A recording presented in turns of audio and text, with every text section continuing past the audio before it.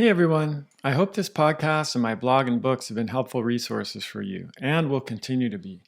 But if you've been struggling with a chronic health problem and are feeling stuck, consider coming to work with my team and me at the California Center for Functional Medicine. We work with patients all over the US and have experience treating a wide range of conditions, including GI problems, autoimmunity, hypothyroidism, cognitive mood and behavioral issues, weight gain and metabolic dysfunction, and more. Our unique model teams clinicians with nurse practitioners and health coaches, all of whom are trained in my ADAPT framework approach to provide a high level of care to our patients. This means more support between appointments, personalized guidance on diet, lifestyle, and behavior change, a cutting-edge patient portal with 24/7 access to your labs and records, handouts and resources to guide your protocols, and a team of practitioners working together on your case. We're currently accepting new patients, so if you'd like to learn more, visit kriskresser.com/become-a-patient. Hey everyone, Kris Kresser here with a brief message before we begin the podcast. Imagine a career that draws on your passion for wellness and disease prevention, that harnesses your ability to support and connect with others, that helps you to develop as a person while you help others to do the same. What if you could earn a living while making an impact on thousands of people's lives and even on the future of healthcare? That'd be pretty great, right? Well, that job does exist. It's the job of a health coach, and I believe that health coaches will play a crucial role in the future of medicine, not only in the US, but around the world. 1 in 2 Americans now has a chronic disease, and 1 in 4 have multiple chronic diseases.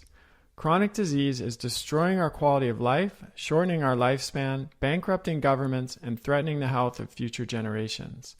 And our medical model is not prepared to address it. Why?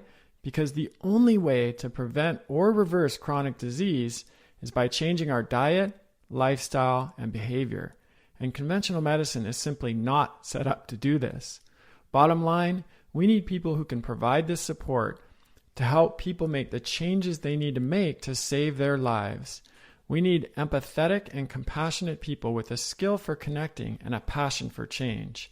And my job is to make sure they have all the training they need to do their job so well they will change the future of healthcare.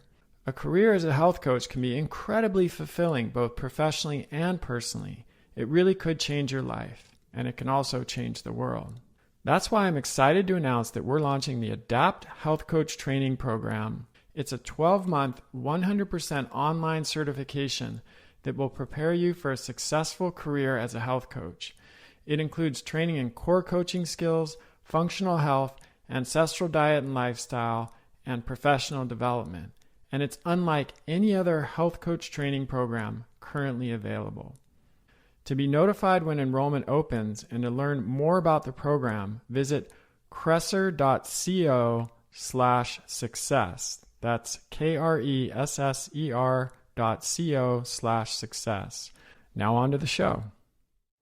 Hey everybody, Kris Kresser here. Welcome to another episode of Revolution Health Radio. This week I'm really excited to welcome Dr. John Berardi as a guest. John is a Canadian-American entrepreneur, best known as the co-founder of Precision Nutrition, the world's largest nutrition coaching, education, and software company. He's also the founder of Changemaker Academy, devoted to helping would-be changemakers turn their passion for health and fitness into a powerful purpose and a wildly successful career. Over the last 15 years, he's advised Apple, Equinox, Nike, and Titleist, as well as the San Antonio Spurs, Carolina Panthers, U.S. Open champ Sloane Stephens, and 2-division UFC champ Georges St. Pierre. He's also been named one of the 20 smartest coaches in the world and 100 most influential people in health and fitness. He currently lives in Ontario, Canada, with his wife and 4 children, although they tend to escape the cold Canadian winters by spending January to April in warmer places.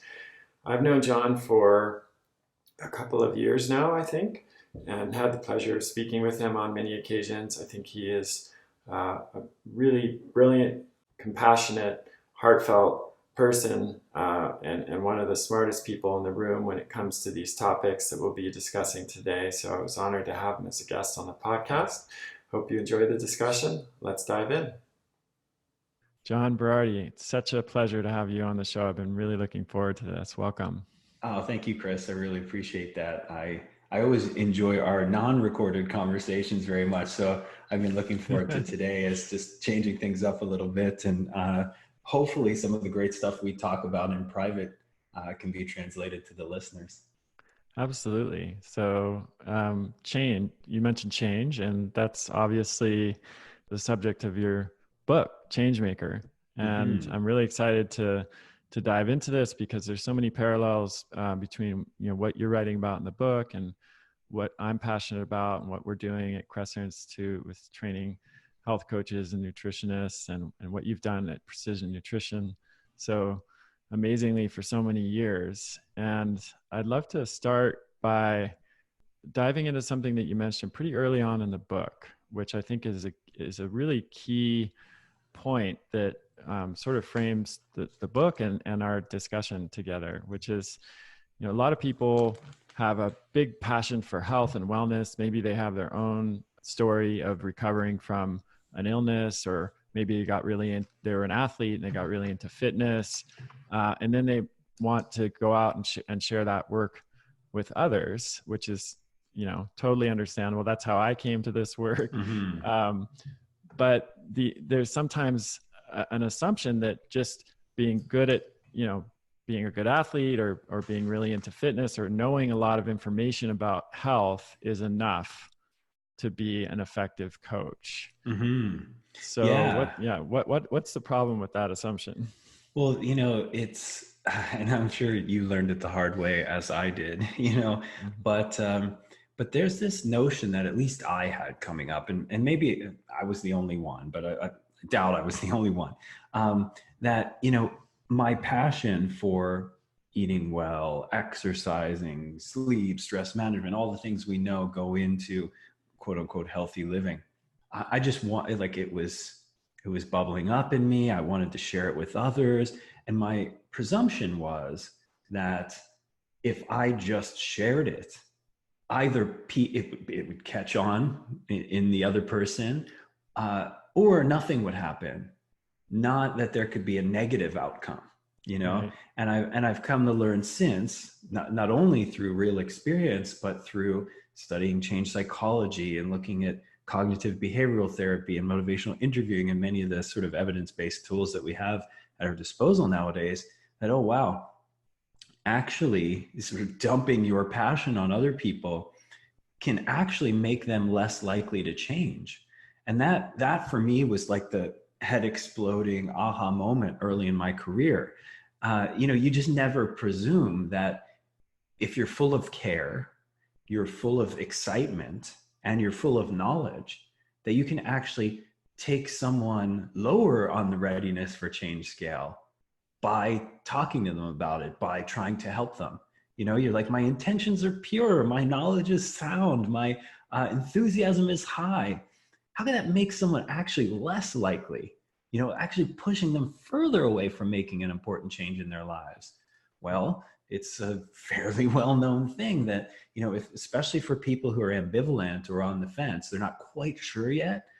When someone comes in guns blazing, full of fire, they tend to position themselves almost as like in a devil's advocate Yeah. situation, And I always joke, I always tell this story about, this happens in my house all the time with my wife, Amanda, where, like, let's say, I get my haircut every 6 or 8 weeks or whatever it is, right? And so as I'm coming up on that next phase and I'm deciding like when I should book my next haircut, if Amanda were to come in and be like, "Oh, JB, your hair's looking terrible. You better get that cut right away." It is my first inclination to be like, "Oh, she's right. I'm going to book that this minute."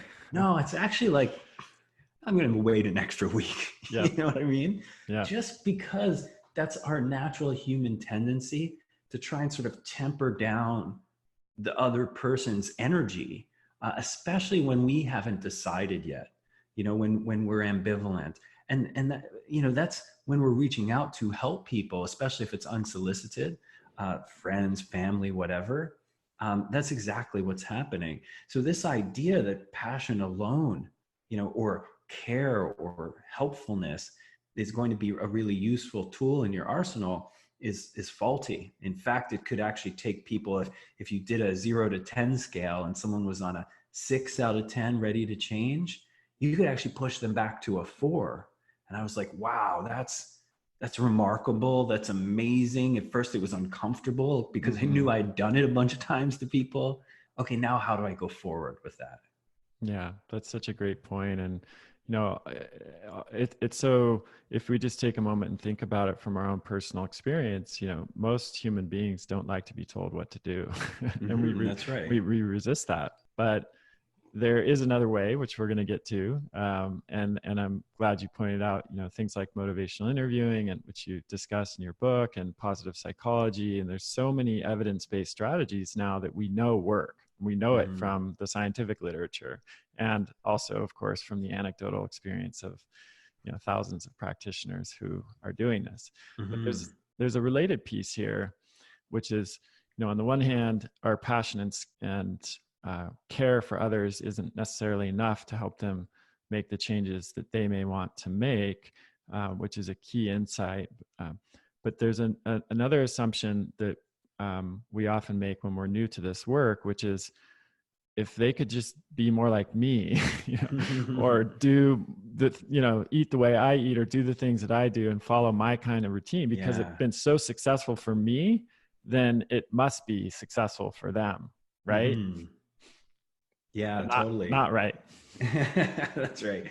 Yeah, it's problematic, and it's so understandable. Like, if we're going to ask the professionals, or wannabe professionals and coaches listening in, to have some compassion and empathy for their clients, then we better have some for the coaches themselves in their own journey, right? And that means accepting that we all kind of go through this phase early in our career, right?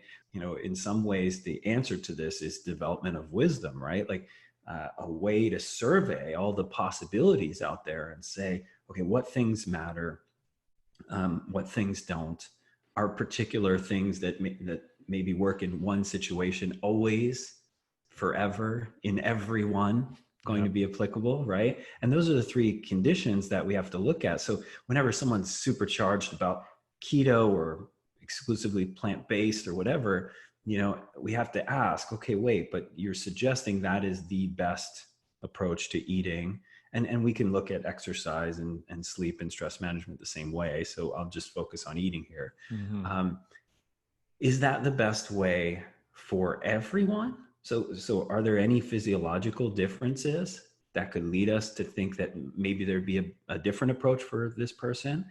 Also, for always, because we know as life changes in a particular individual, you get older, you develop an autoimmune disease, whatever, right? So the individual could change. So there's between people differences. There's within self differences. You know what I mean? So we have to really take all those things into account. And a lot of young coaches don't. And I understand that. And hopefully they're listening to us and, they're reading our materials and getting training from us so that they can see how to step outside of their experience and say, all right, wait, this feels true to me. Can I test the truth of that? And this is the overarching skill. Like, get past nutrition for a second and say, this is the fundamental skill of life, whether you want to run a business, or you want to have a political opinion, or you want to know what the best diet is. It's to say, my experience feels true, and that's probably problematic. Right. Because if I accept truth only through the lens of my own experience, I'm going to be missing out on other experiences, the ones right next to me, and then the ones even further afield, right? People often say travel is such a mind opener for people, especially if they immerse themselves in other cultures.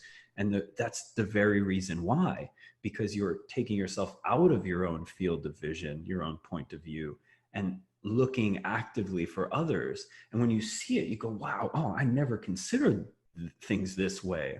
So, again, for people who are trying to develop as coaches, it's such an important tool to say, okay, great.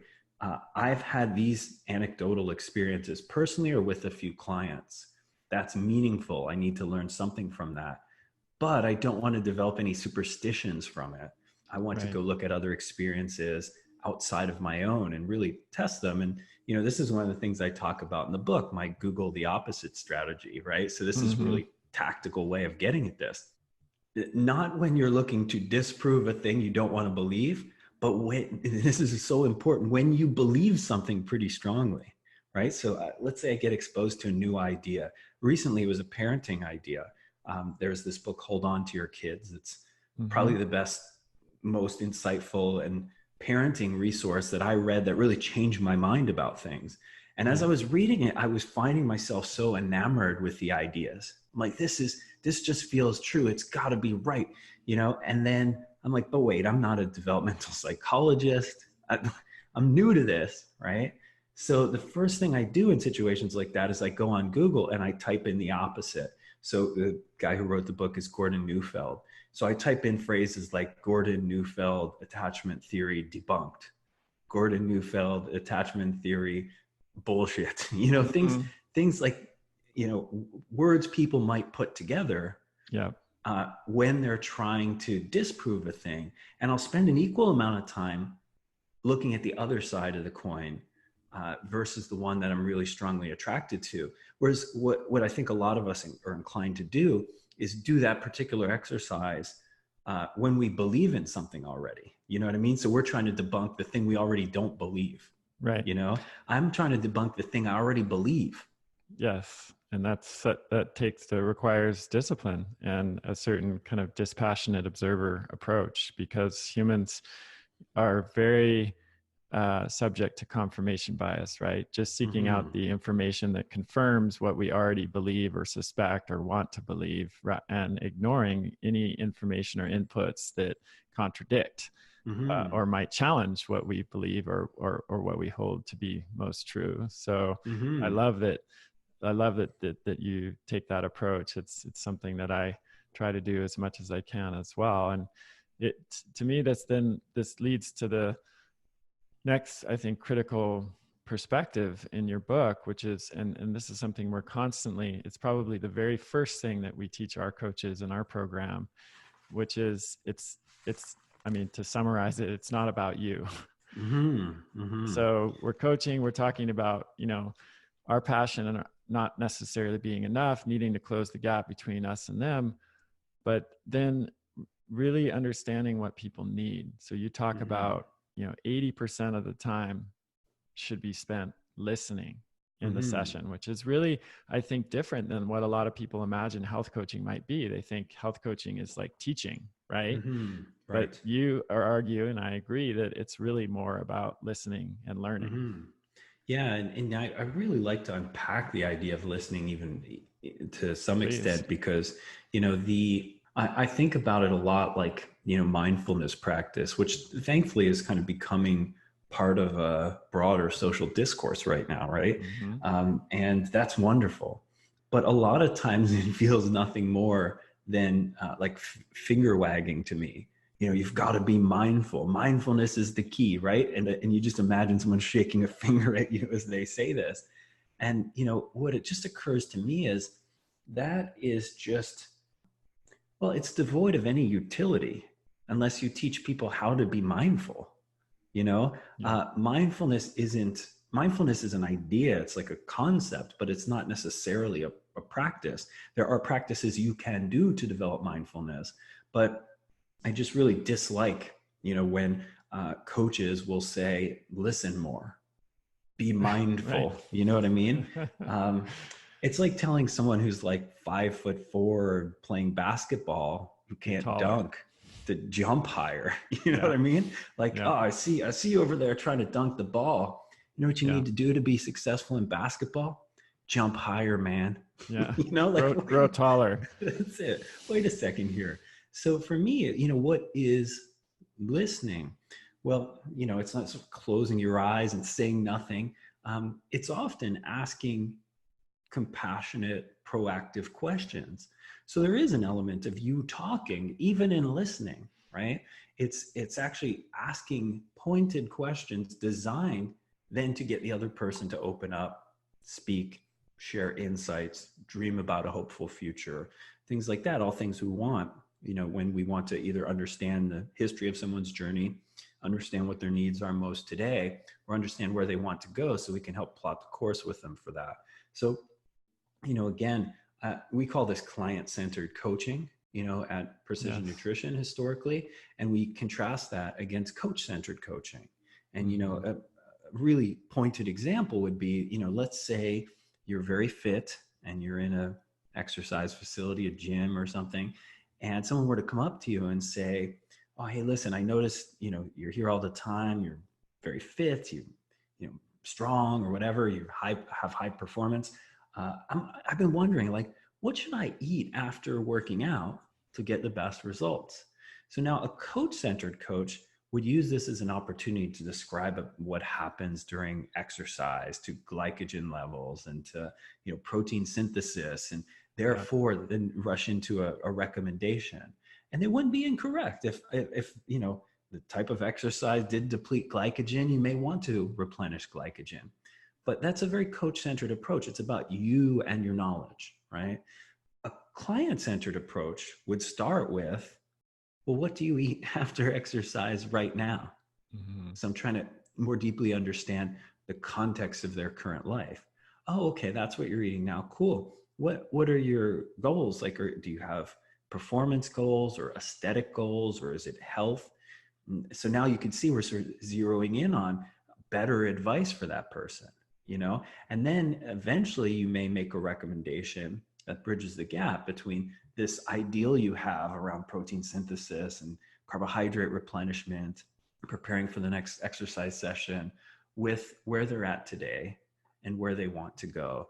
And again, you don't get there if you rush in to teach, as you said. Mm-hmm. So for us, there's this shift that coaches all have to go through from coach-centered, so what I believe and my knowledge, to client-centered, which is how can I say the least amount of words to help you choose the next right action for yourself? Right. And also how to ask the right questions. So you talk a lot about this in the book. It's, there's a skill of listening for sure. And there's also a skill of asking questions. Not all questions are created equal, we might say. Mm-hmm. So tell us a little bit about that piece of this. And I give a whole host of different kinds of questions and ways to ask things in the book. And the higher level, it really starts with, understanding who the person is that's in front of you. Some people, asking too many questions will annoy them eventually. Mm-hmm. You know what I mean? If you're asking them lots of open-ended questions, or if you're asking them to make particular choices and they're like, wait, I hired you to direct me. You know what I mean? So you have to know who's in front of you. Some of your clients, if you direct them, will become less likely to change. And others, if you direct them, will take that direction well. So part A is figuring out what kind of person's in front of you to guide the types of questions that you ask. Then part B is when you actually lean into the questioning, it's getting at the kinds of things that I think we call it sort of provoking gentle self-discovery. So in ancient times, Socrates was known as this person who would ask these questions, and he was called sort of the gadfly of society, which is like a pest, right? It's kind of this pestering, he would ask challenging questions designed to provoke self-discovery of politicians and leaders and business people and the average citizen.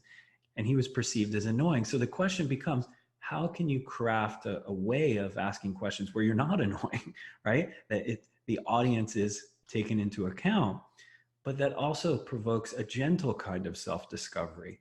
One where, if you're asking me the questions, my answers help me learn about myself and then help me choose the next actions.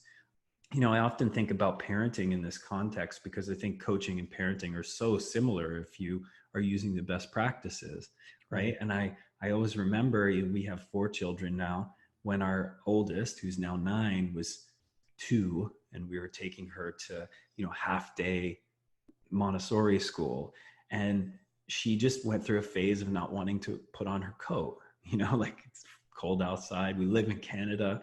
Yeah. She doesn't want to put on her coat, and we could be directive, like, hey, put on your coat, honey. We can be instructional. Do you know what happens when you go outside and it's -20 and you're not warm, Or we can empower her to choose, right? Honey, it's time to go for school. There's a couple coat options for you here. There's the pink one and the yellow one. Which one do you think will feel best or look best or with your outfit today or whatever? So you're empowering her to choose, rather than directing her. So, a lot of these things go from like open-ended questions, what is your goal, to very specific questions. Like if we were to imagine you reaching your goal, what would your average day look like for you? What would it feel like inside your body? What kinds of things would you be able to do? So we're helping folks get really specific. And telling me that their goal is to lose 20 pounds is actually quite meaningless, right? I know now they have an aesthetic goal, but I don't know why they want that. I don't know what they want their future to look like or feel like once they've achieved that, which makes me feel like maybe they don't know either. Exactly. And then we can work on that together. And we may discover that 20 pounds isn't the goal at all. That was just the thing that they thought would make them feel the certain way that they'll feel, when we could probably get them feeling that way without any weight loss. Yeah. So, again, there's some real subtlety and nuance to it that I think when we're beginning in our career, we need to practice. Like when I first started learning motivational interviewing and CBT and tools like this, I read the books. I remember I read motivational interviewing 7 times. Yeah.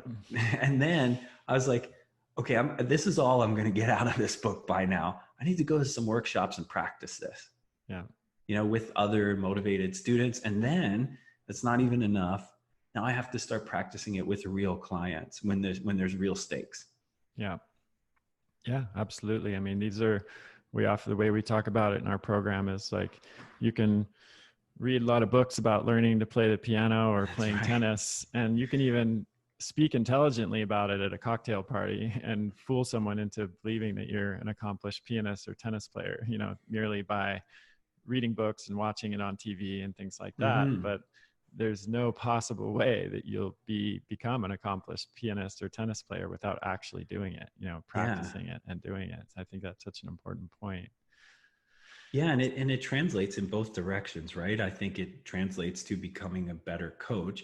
And I think this is the interesting thing, like for the coaches listening in, we know this already when it comes to clients, right? We probably even have inside jokes about this, right? Like, yeah, you can read as much as you want on the internet about fitness, but you actually have to go to the gym, you know? Yeah. Yet that knowledge sometimes gets completely lost when it comes to the same exact process required for our own development, right? So we're like, look at them. I'm going to go read a book on coaching. Right. I'm going to do some internet research. Yeah. That's right. Yeah. So, one of the biggest shifts in psychology and also in behavior change over the past several decades has been the development of positive psychology. So like historically, psychology has been about fixing what's broken.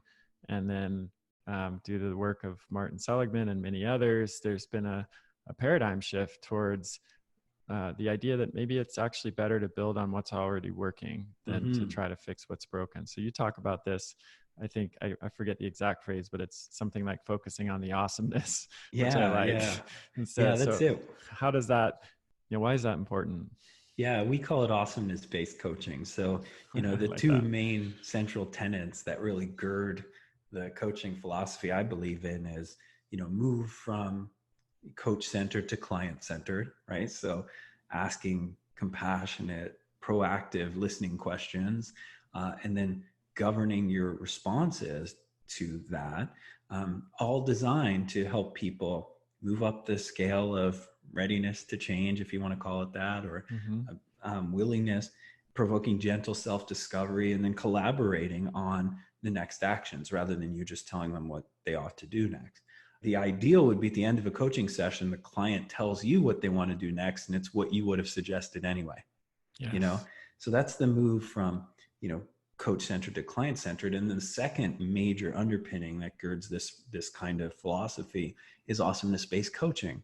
So the idea being, especially in the exercise world, where we're so full of assessments, designed to figure out what's wrong with knee flexion and ankle mobility and all this kind of stuff. And I see it in the functional medicine world too, right? It's, 1,000 tests, all designed to figure out what's wrong with you, right? And so I'm not saying that assessments aren't an important part of the process, but what that way of thinking does to us is makes us problem finders rather than strengths finders. That just rep after rep of, your knee, your lower back, your liver enzyme pathways, something's looking for what's wrong over and over and over again. It makes us forget that this organism, this human that's in front of you, probably is doing a few things well. And very specifically, I noticed this in the personal training world, which is where I started. I was this kind of jerk in the beginning of my career too, where I would have clients who are very, very successful business people who would fly in on a private jet to work with me. And then I would condescend to them about being undisciplined and lazy because they didn't eat the right amount of protein or whatever, right? I'm like, in my mind, I really set them up as kind of a weak, undisciplined, loser kind of individual, when all of the markers of their life suggested their life was going better than mine. It's just this one little area where I had the quote unquote upper hand. And then I somehow let that bleed into my perception of who they were as a person. And that's part of this problem here, right? So the idea becomes, how do you align on the awesomeness? How do you say, okay, what are your unique abilities, strengths, skills, superpowers outside of the gym or outside of the kitchen or your eating decisions or outside of your ability to get adequate rest? Okay, cool. You were great at scheduling, or maybe you have an assistant who helps you do that, which ends up becoming a superpower, right? Because now you have someone doing this great work for you. How do we get them in the service of this new goal?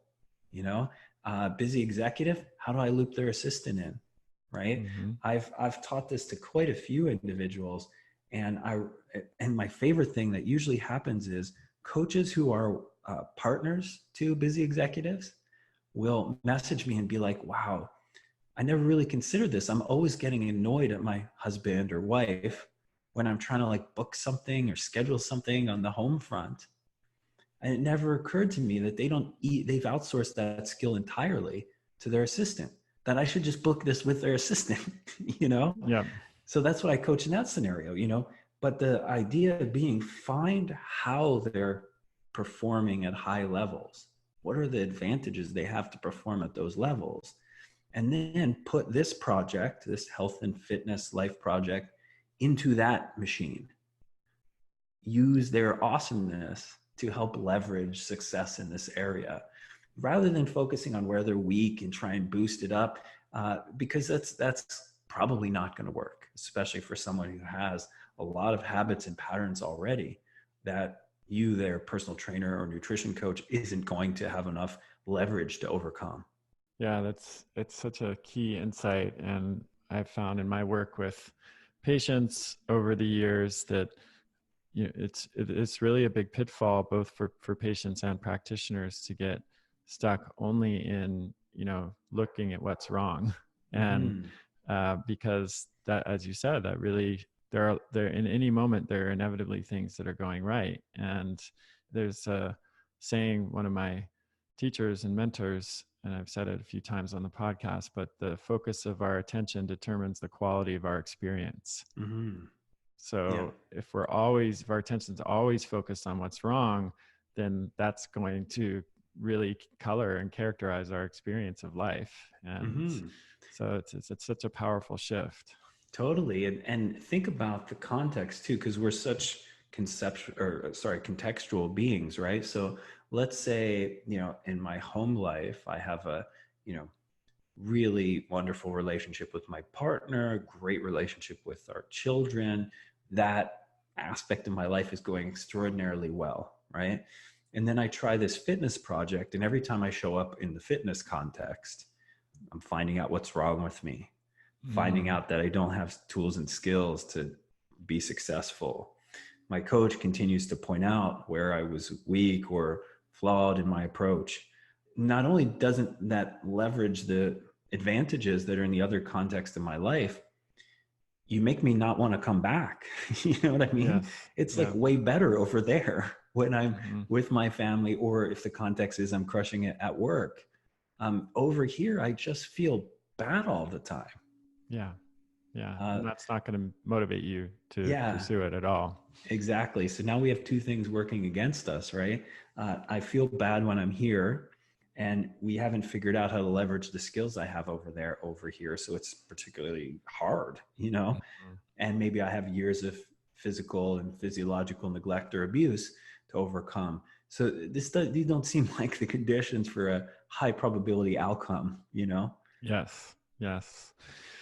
So I want to cover one more thing that stood out to me in terms of just, I guess you might call the art and practice of coaching, and then I want to shift gears and talk a little bit about the business side of things, because that's something you've had tremendous success in with building precision nutrition and your own practice before that, and I love the way you approach it.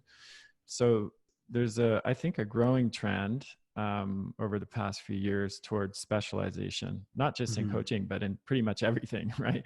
Like Mm-hmm. now we get this kind of hyper specialization. So someone doesn't Mm-hmm. just have a niche; they're in a niche within a niche within a niche. Mm-hmm. But you have a different take on that. So what's your argument for being cautious or wary of too much specialization? Yeah, I just think in this particular field, it's not valuable if you take a client-centered approach, really. You Mm-hmm. know, if your specialty is exercise, and amid the exercise domain, it's high intensity workouts, and amid that, it's, you know, Tabata style Right. workouts, right? Then I guess all the, you know, the your potential market that you can serve is very, very small, first of Yes. all. And the people who do come see you have to be really well fitted to that. You know, they need to Mm-hmm. be the people who need specifically that kind of modality. And we know, I mean, with any experience, you learn that the people who are coming to you are coming to you with a host of things that need adjustment, attention, etc. So the idea of being only a personal trainer, only a nutritionist, feels very limiting for both your business and career and for the people you hope to serve. I try in the book, I did this exercise where I try and do this constantly. How do I see the other side? How do I have compassion and empathy for it? So imagine we all just stayed in our lanes, right? And so a client comes and has maybe high cholesterol, is 40 pounds overweight, and has back pain, which, I mean, this isn't a super unique and Right. rare type of client, right? This Lots is of people. probably the constellation of symptoms that the average middle-aged person has, right? Mm-hmm. So if we all stayed in our lanes, then that person would essentially have to start up a small business in the service of their improvement, right? So they would need a physician, whether it's a MD or a DO or a naturopath or whatever, Mm-hmm. working on their cholesterol. They would need, you know, an orthopedic surgeon or a chiropractor working on their back. They would need, let's say, a personal trainer slash fitness coach working on their fitness and their weight loss. So now they have to hire 3 contract employees, which incidentally are located all over town, Right. right? So now when they have to get service, you know, for this business of their health now, they have that investment that's required. So there's the financial investment, the time investment, the fact that these 3 professionals are not working in unison. Yep. That's a There's big no problem. collaboration. No wonder people can't get the help that they need. You know what I Absolutely. mean? That Yeah. feels like now imagine also I'm a middle-aged man with these symptoms and wants to fix this. I also have a business of my own or a job. I have a family. I have aging parents. No wonder the fitness project is failed, Yeah. for so many people. We don't really think about it this way because we're in our space of coaching and we're like, I know what to do to help this person. But if you put yourself squarely in their shoes, again, client centered, we find that, man, this seems like a very difficult thing. I basically have to hire 3 employees, rent 3 facilities. If I go to the gym, I'm basically renting a facility to spend that money and that time with no guarantee of an outcome. I don't know. It feels like a hill too tall to climb. And so for me, it's, I really think the professional of the future, and I don't know what the term will be for them. I don't know what domain they'll live in, will be more like kind of like a case manager for this kind of thing, or a concierge, if you will. My approach was always, I have my deep area of expertise. I have a PhD in exercise and nutritional biochemistry. But I want to be fluent enough in the other aspects that I've talked about. I want to be fluent enough in stress management. I want to be fluent enough in sleep, such that unless there's a real clinical pathology, I can help. I can give people practices that they can do to move them in the right direction in each of these pillars of exercise, nutrition, sleep, and stress management. And then if there is a pathology, when I've gotten training in those areas, when I've done enough to be able to converse intelligently and help construct a non-clinical plan, now I know who the experts are in those areas and I can reach out to them if there's a clinical problem that arises. So for me, this idea of sort of broadening your base instead of being very, very specific, very, very focused on a particular area. Sure, have that area, and I talk about this in the book, building your T-shaped curriculum. Mm-hmm. If for listeners trying to envision this, imagine a T, and the horizontal bar of the T would represent all of the things that you'll need to have either successful practice or business or whatever, to be future you, basically. What will I need to learn to be the me of the future that I dream of being? And as a professional or as just a person. And then the vertical bar of the T is what area is your deep expertise. So everyone who's really going to have high potential for success, and I won't say guaranteed success because there's no guarantee, but if you want a high probability of success, you will have this T being developed at all times. For me, for example, I have this, science background in exercise and nutritional biochem. That's my, vertical line of the T. But I've also run a successful business. I've become an effective coach and hopefully a decent communicator. So those are the things that I built along the sort of horizontal axis, right? Coaching skills, business skills, marketing skills, communication skills, all the things to round me out. So that's what I think of in this sort of context of coaching, right? How can you start building this T-shaped, curriculum, if you will? And it's a kind of, the T is the reminder that you do have to go deep, probably in a certain area, and you need a broad base as well. And so that's really the argument. This is the future, is someone who's sick or unwell or wants to improve is going to need someone to quarterback this process for them, Yes. And so for me, it's, how can we shape an industry into recognizing this rather than territorializing things? And, precision nutrition is a great example.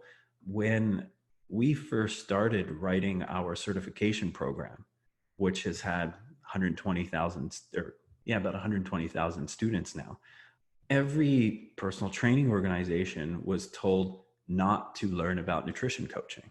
Mm-hmm. That was the thing.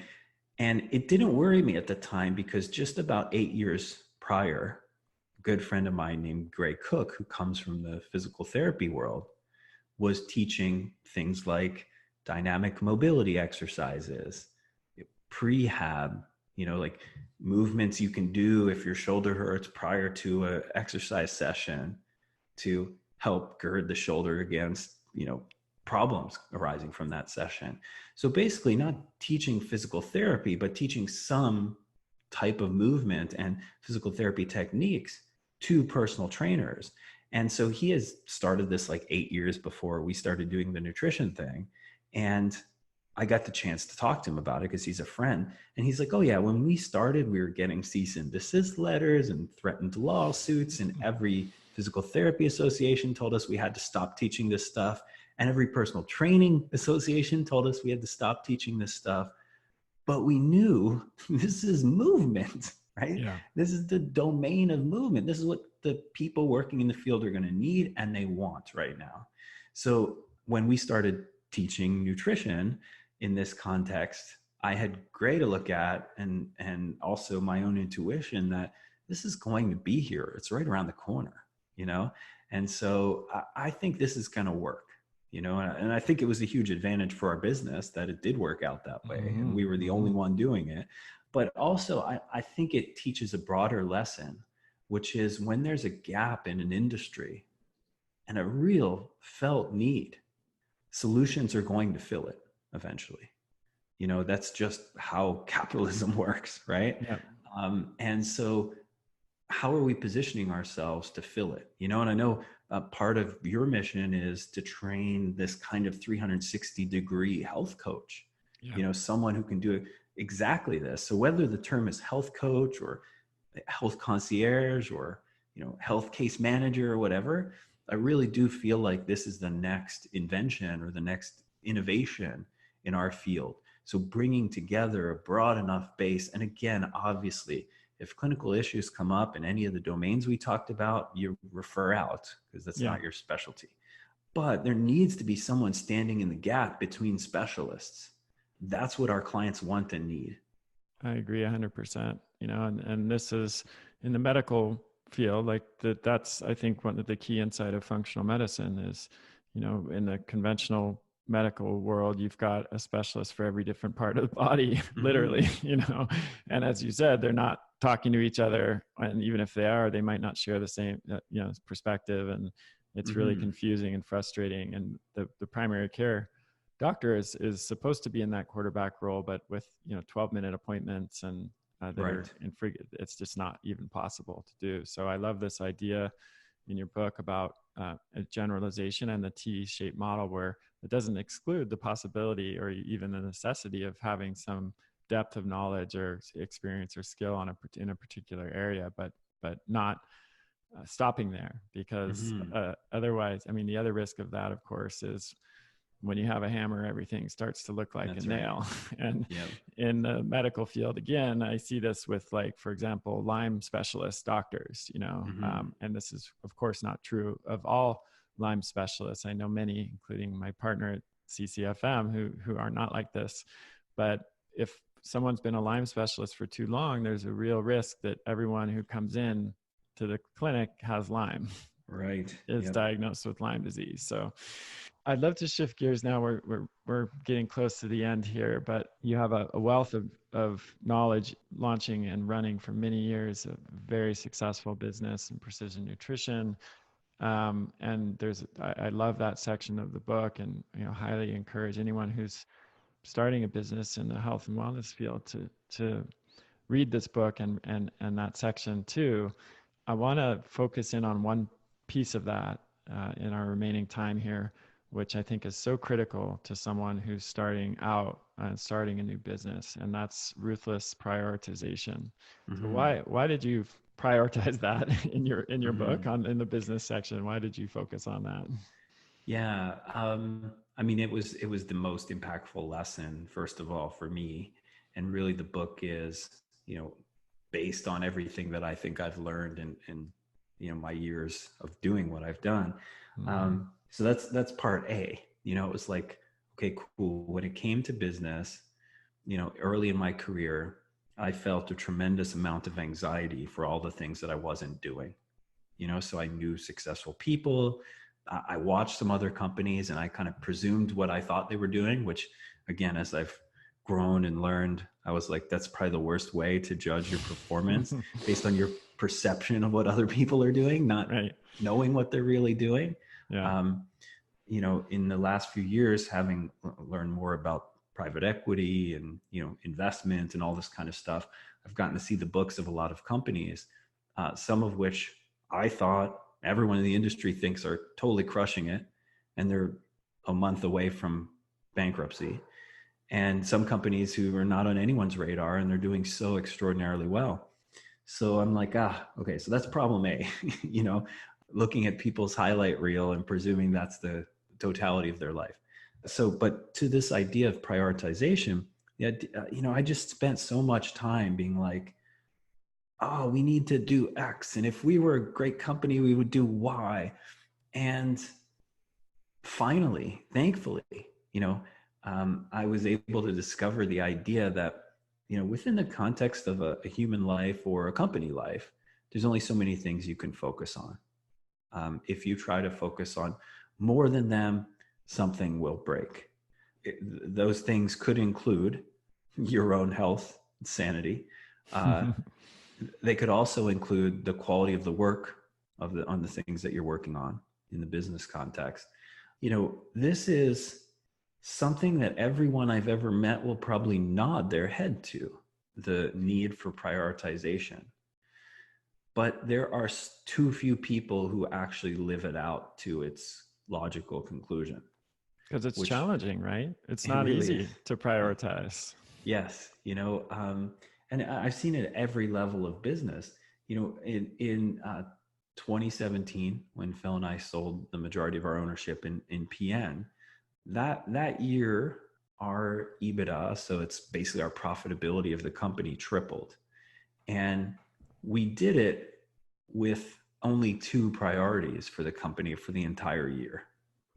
So we focused on specifically 2 things that we thought had a really high probability of growing the company and improving our reach, while still keeping the goal, which is the impact we have on our clients and customers.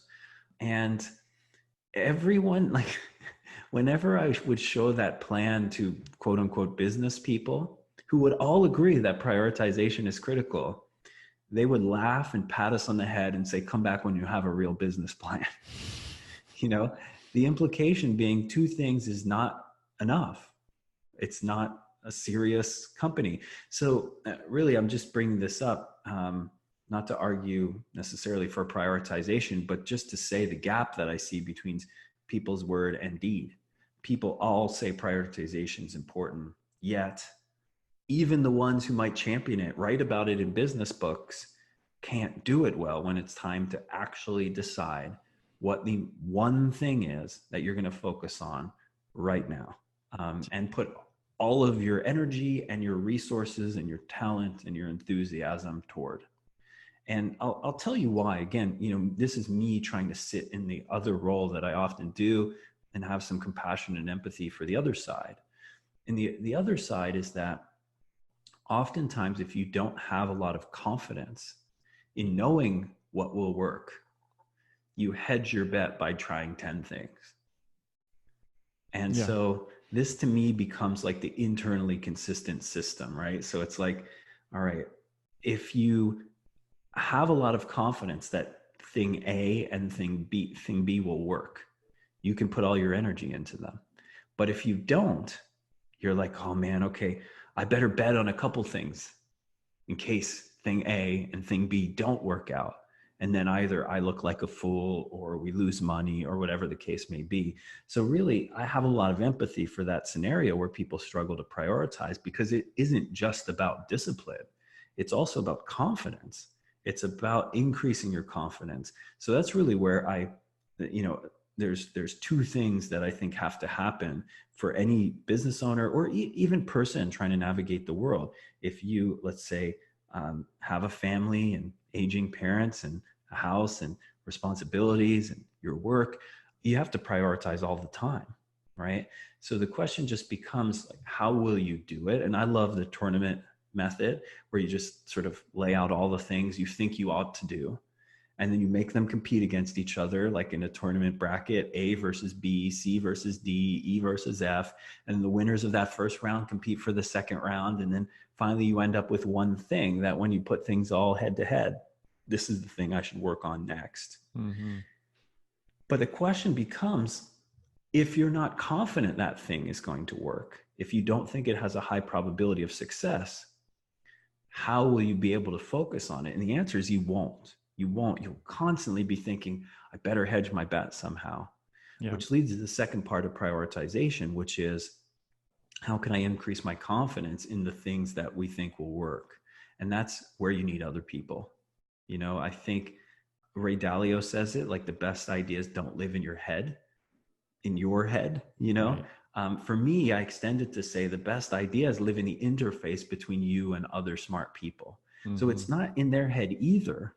It's what happens when you play ideas games together, you know? And so for me, that's what half of my Fridays at PN always was. The first half of every Friday was, you know, I just booked out the half day and I put thinking in my calendar. And it's not just me sitting here with a notebook thinking or just in lotus pose. It's trying to solve any challenges that are in my life at present, work or otherwise, trying to lean in and understand more about any opportunities that I see. And some of those days were spent just talking with highly believable people Yeah. who could help enhance my ability to either decide or my confidence in a decision that I'm about to make. So, you know, this is where I think a lot of people get stuck. They're trying to reason out the next thing they ought to do inside their own head. And the best ideas don't live there. So you can see how this is like an internally consistent system. You can play the tournament game if you vetted each of those items on your list against believable people and you feel like there's a strong chance that any of those ideas could actually make a difference. If the ideas couldn't make a difference, and they have to get off the tournament altogether, and then you have to compete good ideas against good ideas. And then that's where the new challenge comes in, right? How do you not do a great idea? Well, the answer is when there's a greater idea that has a higher probability of success. Yes. You know what I mean? And that requires a lot of discipline, but Yep. I agree. It's the best path forward. So John, I feel like we could go on for a long time, and we have in the past. Unfortunately, I have another commitment, but I love the book Changemaker. Turn your passion for health and fitness into a powerful purpose and a wildly successful career. Tell everyone where they can find out more about the book and more about your work and what else you have going on. Yeah, absolutely. I mean, when it comes to a lot of the nutrition and coaching stuff, obviously, we have done that at Precision Nutrition for a very long time. So people can check out precisionnutrition.com. But when it comes to this new work about you, about the coach, about your career, about how to have something sustainable in this industry that presumably you're extremely passionate about, we launched a new business called the Changemaker Academy. We launched a new book called Changemaker. You can check out the book at your favorite place to buy books. Amazon right now is selling a lot of copies of them. And if you want to check out the work we're doing around the book, you can pop over to changemakeracademy.com and check out what we're doing. We've got an article section in there with over 50 free articles on everything from learning more about your clients and customers, to learning more about coaching, to learning more about sales, marketing, and business, to learning more about career, and even to learning more about building your continuing education model. So many of the things we talked about today, loaded with free articles and free resources you can check out. So, and if you don't check out any of those things, thanks so much for just listening to us today. Hopefully some of the things we said will get your thinking moving in a new direction, or stimulated or excited. And for that, I appreciate you listening. Thank you, John, for sharing all of this. I think it's going to be enormously helpful to the listeners. We have quite a few people who are already health professionals, and many who are considering becoming health professionals. And we need more people joining this movement for sure. I mean, the epidemic of chronic disease just continues to rise, and I'm thankful to you for your work in this area and helping people, giving them the tools that they need to succeed, because that's really going to make a big impact. No, thanks, Kris. It feels good to share this mission with someone like you. I enjoy our friendship. I enjoy the heck out of your work. So I appreciate you having me on the show, and for all the kind words you've said about the book and about the things we've done in the field. So appreciate you very much. Thanks, John. And everybody, head over to Amazon or wherever you buy books. Changemaker. It's an amazing book.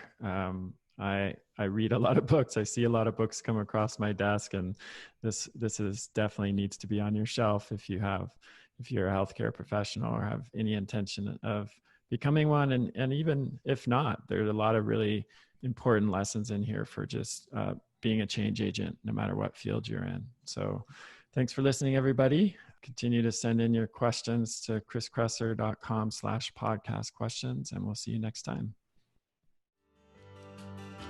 That's the end of this episode of Revolution Health Radio.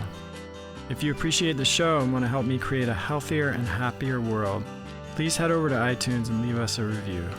They really do make a difference. If you'd like to ask a question for me to answer on a future episode, you can do that at kriskresser.com/podcast question. You can also leave a suggestion for someone you'd like me to interview there. If you're on social media, you can follow me at twitter.com/Kris Kresser or facebook.com/Kris Kresser L.A.C. I post a lot of articles and research that I do throughout the week there that never makes it to the blog or podcast, so it's a great way to stay abreast of the latest developments. Thanks so much for listening. Talk to you next time.